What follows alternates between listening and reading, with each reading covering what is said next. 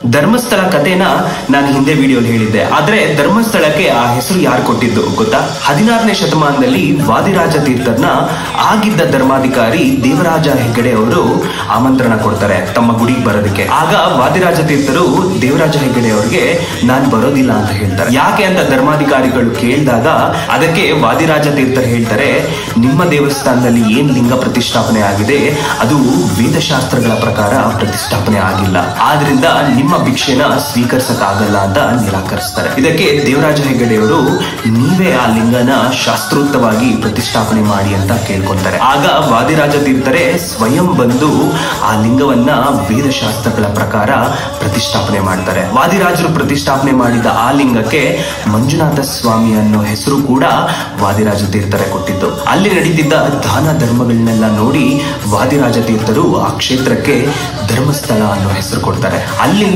ಇವತ್ತಿನವರೆಗೂ ಧರ್ಮಸ್ಥಳದಲ್ಲಿ ದಾನ ಧರ್ಮಗಳು ನಿಂತಿಲ್ಲ. ಅನ್ನದಾನ, ವಿದ್ಯಾದಾನ ಅನ್ನೋ ಮಹಾದಾನಗಳ ಕ್ಷೇತ್ರನೇ ಧರ್ಮಸ್ಥಳ. ನೀವು ಧರ್ಮಸ್ಥಳಕ್ಕೆ ಹೋಗಿದ್ದೀರಾ? ಕಮೆಂಟ್ ಸೆಕ್ಷನ್ ಅಲ್ಲಿ ಹಾಕಿ.